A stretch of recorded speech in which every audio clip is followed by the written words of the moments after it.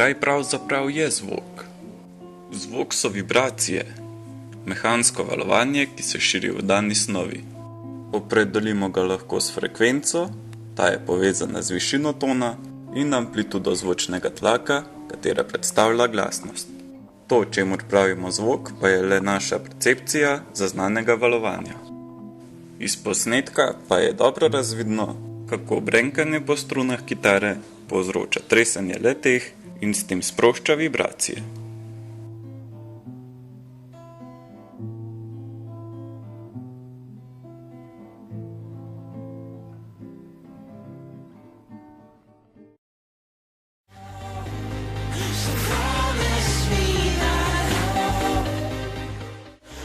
Enako pa deluje tudi zvočnik, le da ta vibracije povzroča z membrano.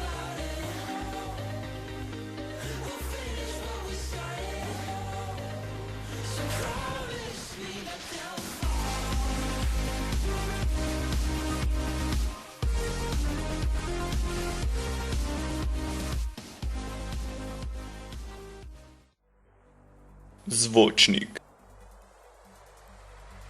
Zvočnik je elektroakustični aktuator, ki prevaja električni signal v zvok. Njegov princip delovanja je na las podoben mikrofonu, le da je celoten postopek obrnjen. Pa si poglejmo, kako deluje.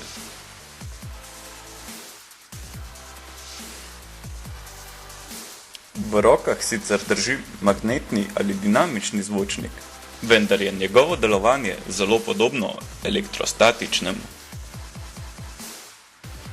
Dinamični zvočnik sestavlja membrana stožčaste ali včasih kupolaste oblike.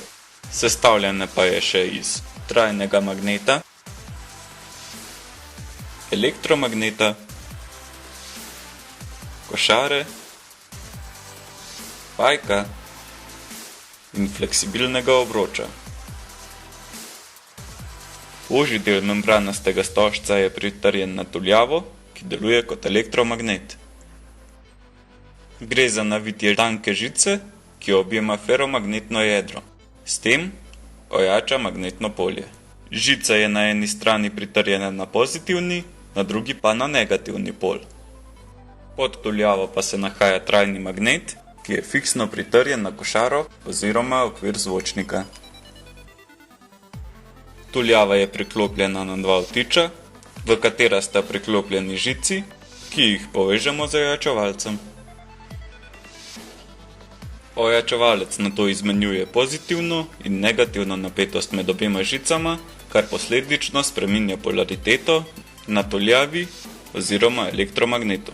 Kot vemo, se nasprotni poli privlačijo, enaki pa odbijajo, zato je razumljivo, da se ob konstantnem menjavanju polaritet elektromagneta le-ta premika gor in dol. Pod njim se namreč nahaja permanentni magnet, čigar polariteta je vseskozi enaka. Elektromagnet je, kot smo že povedali, pritrjen na vrh stožca membrane, ki proizvaja zvok. Zaradi premikanja elektromagneta se premika tudi membrana.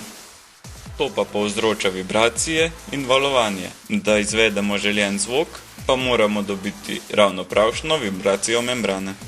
Pa si poglejmo še moj zvočnik. Zvočnika ne vidimo dobro, zato odstranimo plastiko, katerega skriva. Sedaj se dobro vidi, kako je sestavljen.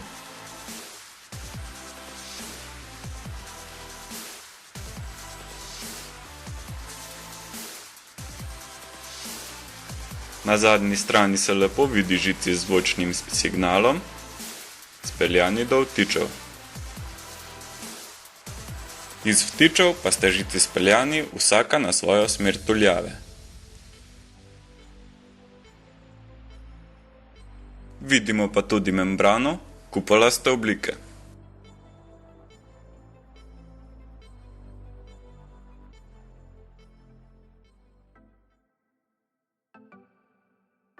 Elektrostatični zvočnik je dober le pri predvajanju srednjih in visokih frekvenc. Iz tega razloga pa je pogosto opremljen še z globokotoncem. Tako se izdelava najpogosteje začne prav z njim. Najprej mu izdelajo ohišje. V ohišje nato namestijo bombažno peno za znižanje rezonance. Vanj nato namestijo še frekvenčno kretnico, katera razdeli električni signal na visoke, nizke in srednje visoke frekvence.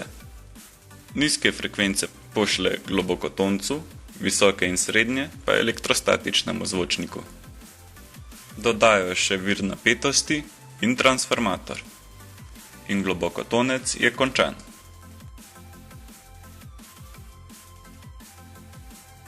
Izdelava elektrostatičnega zvočnika pa se začne z dvema kovinskima, ukrivljenima, rešetkastima ploščama. Nanj nato prilepijo nefleksibilne plastične trakove, da lahko plošče vzdržijo elektrostatične sile. Med plošči namestijo tanko plastično membrano, katera se odziva na električni naboj. Zvočniku dodajo še okvir za opornost. Globokotonec in elektrostatični zvočnik še združijo in zvočnik je nared. Oglejmo pa si še teorijo za elektrostatičnim zvočnikom. Zvočni signal čez transformator pošljemo na zgornjo in spodnjo kovinsko ploščo. Iz visokonapetostnega vira pa pozitivno napetost pošljemo na membrano, negativno pa na plošči. Ob spreminjanju zvočnega signala pa se spreminja tudi vrednost negativnega naboja na ploščah. Ker vrednost naboja na obeh ploščah ni enaka, se membrana nagiba bolj negativno nabiti plošči. To pa podobno kot pri dinamičnih zvočnikih povzroči nihanje membrane. S tem pa se ustvari zvok.